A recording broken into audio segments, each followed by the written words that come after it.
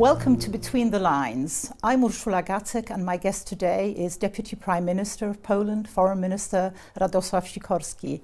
Minister, thank you very much for joining me today, and thank you very much for hosting us in your home. My pleasure. It's a pleasure to be here. Minister, years ago, you warned Western leaders about Vladimir Putin. Today, do you feel a sense of vindication or deeper frustration that it took a war to truly be heard? I would have preferred not to have been vindicated in this way. Poland would be a more secure country if it had Western democratic countries on both sides of our border. Mm-hmm.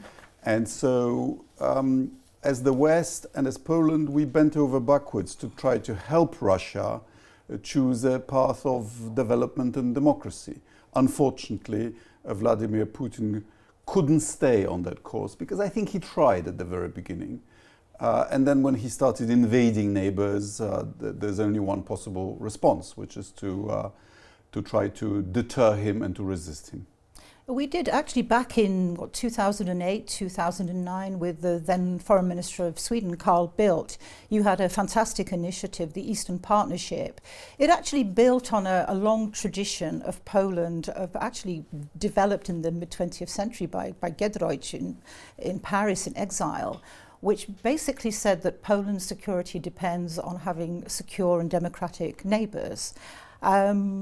Then we were focused on Belarus, on Ukraine, on Georgia, Armenia, Moldova. Some of them have fallen by the wayside. What has happened to a project like that? Is that a project still relevant today when you look at Georgia, for example? Sure, there's a lot to unpack here. Yeah. So first of all, remember that Jerzy Giedroyć was a man of the Second Polish Republic. Yes. And so it was quite revolutionary for him to argue after the war in Paris and among émigré circles that Poland should in future recognize the borders that were imposed on Central Europe by Stalin, essentially, and then try to establish normal relationships with peoples with whom we used to share statehood, Ukrainians, Belarusians, Lithuanians, and so on. And remember that this Promethean idea of helping our eastern neighbors become democracies was also accompanied with a desire, a dream perhaps, of having a more normalized relationship with Russia. There was a time, I would encourage you to read George Bush Jr.'s speech to Poland at Warsaw University in 2001, 3 months before 9/11, when the United States defined success as Europe whole and free, and by that they meant democratic Ukraine and Belarus. Much has happened since then. Exactly. Eastern Partnership was a Polish idea backed by Sweden, and to which Prime Minister Tusk persuaded all of the EU. A program of soft encouragements to countries of the former Soviet Union to adopt our standards, backed by real money, 1.5 billion euros per annum, to have more civilized border crossings, to have biometric passports, to have cross-border cultural and ecological initiatives, to have civil society come together. That was an important component, the endowment for democracy, yes. Of course. And it still exists, but as you say, some countries used Eastern Partnership to get closer to the EU and to become candidates, Ukraine and Moldova. Georgia was on the path to being a candidate and unfortunately has veered off. And some countries don't even try, don't even pretend to be on a convergence. I think wasn't Azerbaijan in the original one as well? But Belarus, sadly, also. Yes. But interesting things are happening in Central Asia, which is why at our initiative, TVP World, is developing new language services in the languages of the Caucasus and of Central Asia, and good luck with that. Minister, let's go back to Russia and, of course, what is happening with Ukraine. There is some positive, apparently. Notes coming from the latest talks in Mar-a-Lago, they've been hailed as constructive. Anybody who's ever been a diplomat knows that that word hides many facets.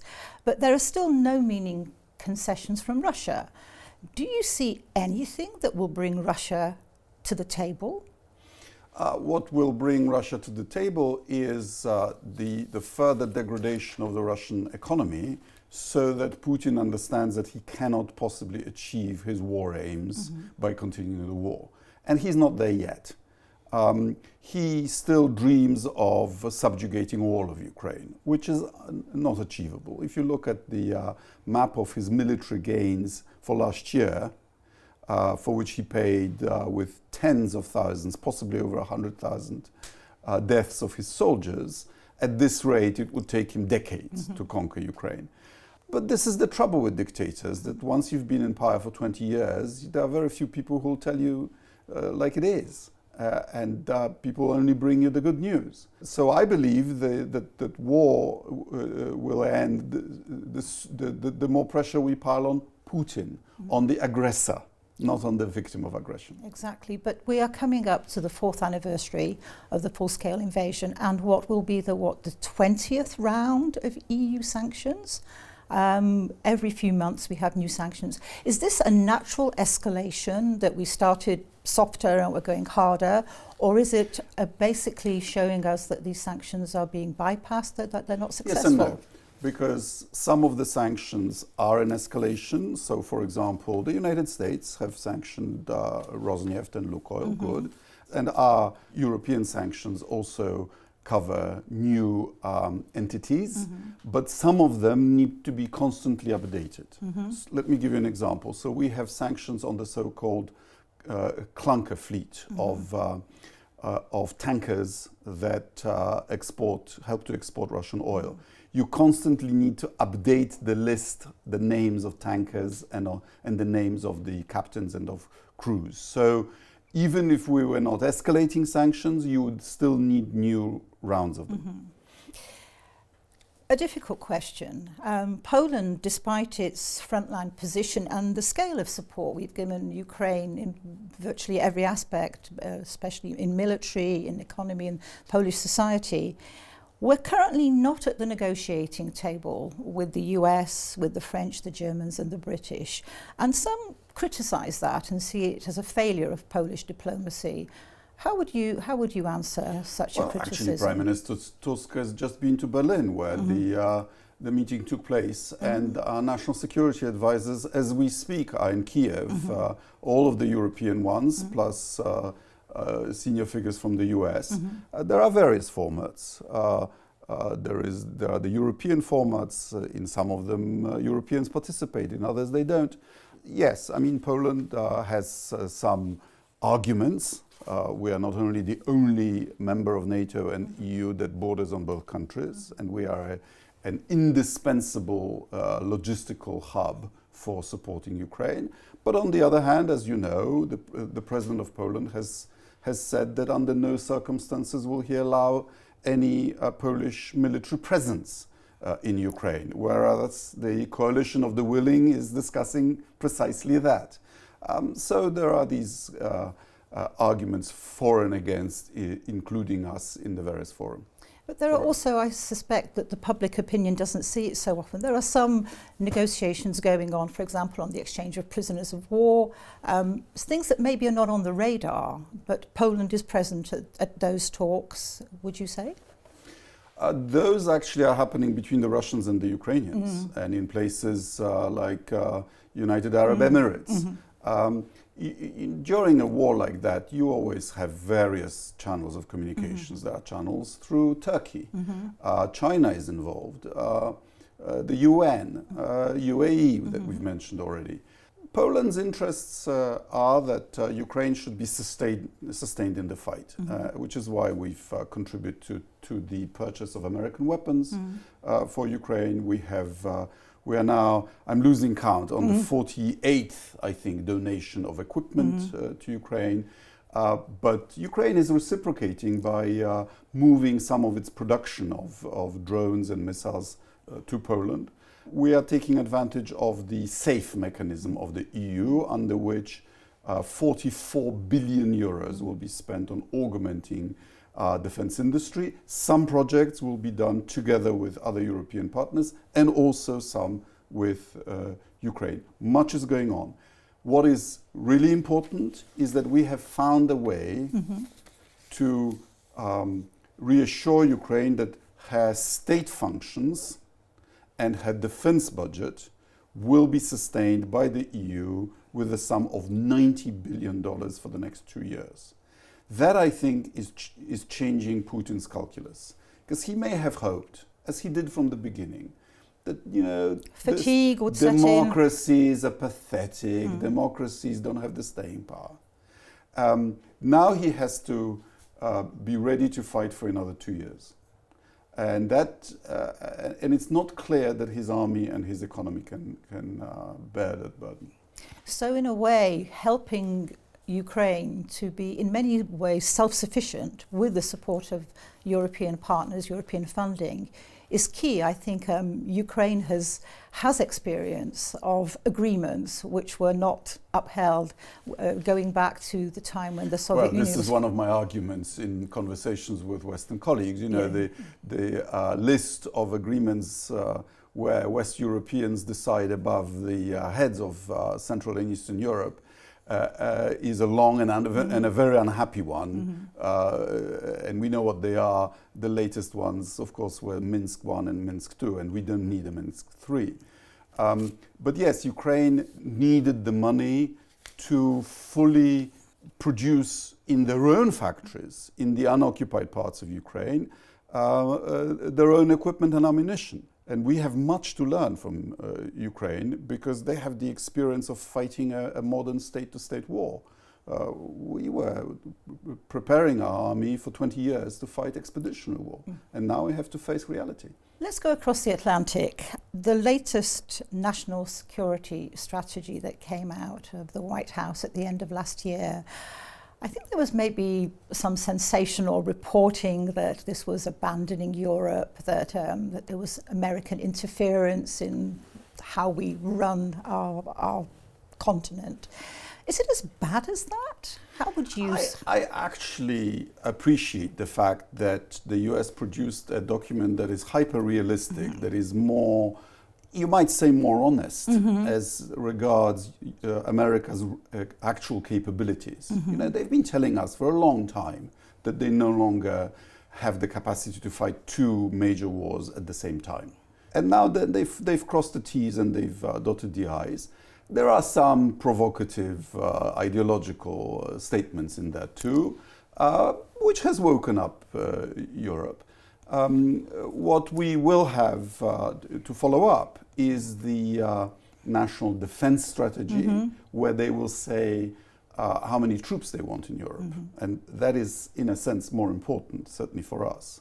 And every indication that we are getting in Poland is that the US is not only maintaining its posture here, but actually preparing to invest hundreds of millions of dollars in US facilities in Poland. It's actually good business at the moment. Well, the US has a very favorable status of forces agreement. We contribute about $15,000 per soldier per annum, which, this is our argument, and it's true. It is cheaper for the US to keep a US soldier and to exercise him or her in Poland than in the US. That's mutually advantageous.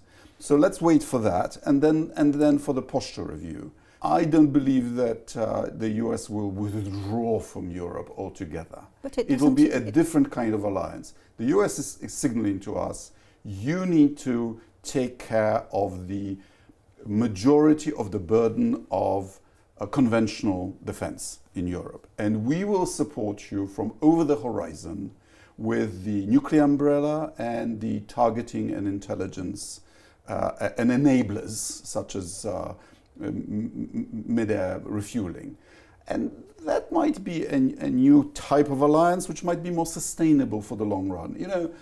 Let's give credit where credit is due. President Trump was right, right at the beginning, during his first term, when he said that Europe had been consuming the peace dividend for too long, and we've heard him, and we've doubled our spending since then.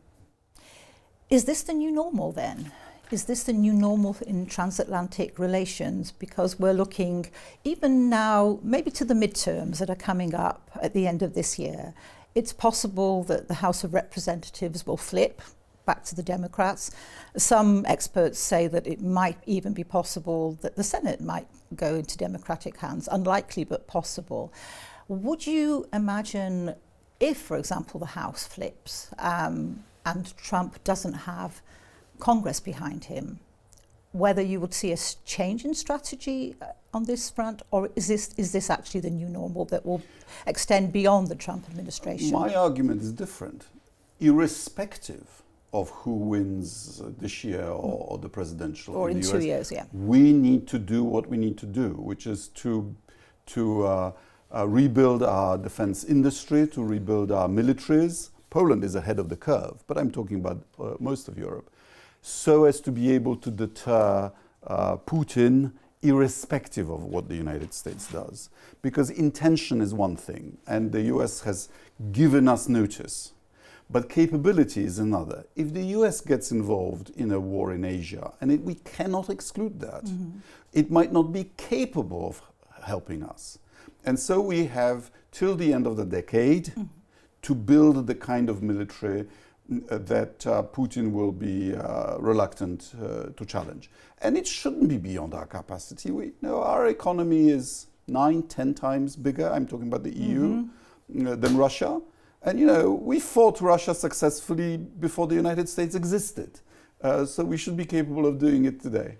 You mentioned Asia. Minister, I'd like to refer to a statement you made in Strasbourg as a member of the European Parliament in 2023 on China. We have two red lines: don't arm Russia and don't attack Taiwan. Have they crossed the first line, and are they flirting with the second? They have not crossed the first line. This, I haven't changed my view. I have frank discussions with my Chinese colleague.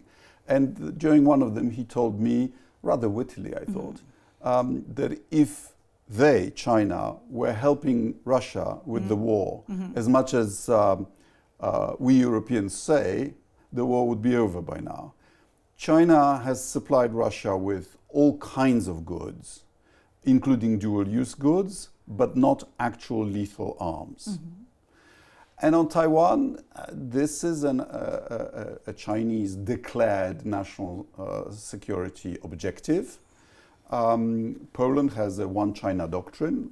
We don't prejudge. We say there is one China, but we don't prejudge. So rather like Nixon and prevails. Kissinger back, I think, when the term is the famous diplomatic phrase of a constructive ambiguity was formed, where you have a document where both Taiwan and China came happy from that discussion when Nixon went to China with Kissinger.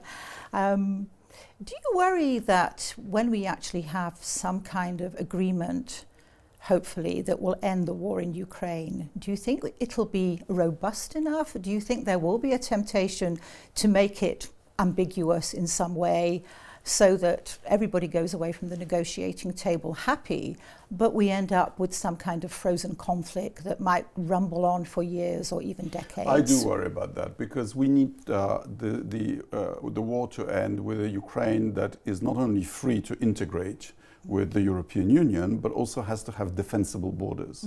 Otherwise, it's a recipe for another war some years down the line. Just kicking the can down the road, basically. Franco-Prussian War ended with Germany controlling land on the western side of the Rhine. It had to lead to another war, and it did. And so we don't want to repeat that mistake. But we will get a fair solution only once Russian elites have concluded that the original invasion was a mistake, and that the aim of rebuilding the Russian Empire is unachievable. So there's no face-saving option for Putin? Well, Putin probably thinks that by demanding only Donbass, he's making a concession. But of course, that's that means that the aggressor would be rewarded. And the Ukrainians, I think now that they have this 90 billion, are determined to fight on, to resist. May I ask a personal question, maybe to wrap up? Oxford University has educated many world leaders. You arrived there as some very good journalists too. as a fresh-faced 19-year-old back in the early 80s. Did you imagine that one day you'd join their ranks? What I didn't imagine is that there would be a world in which Poland would be a very successful member of the EU with a very successful economy, and Britain wouldn't be a member. I remember my time at Oxford with great sentiment. And I think the Polish-British relationship is excellent. Minister, thank you very much. It's been a real pleasure to be here in your home, and we look forward to seeing your next speech at the UN, which I think went viral. Well, next month is my speech to the Polish Parliament, and it's going to be it's my 10th, and it's going to be the hardest ever. So watch this space. Please do. Thank you very much, Minister. Thank you.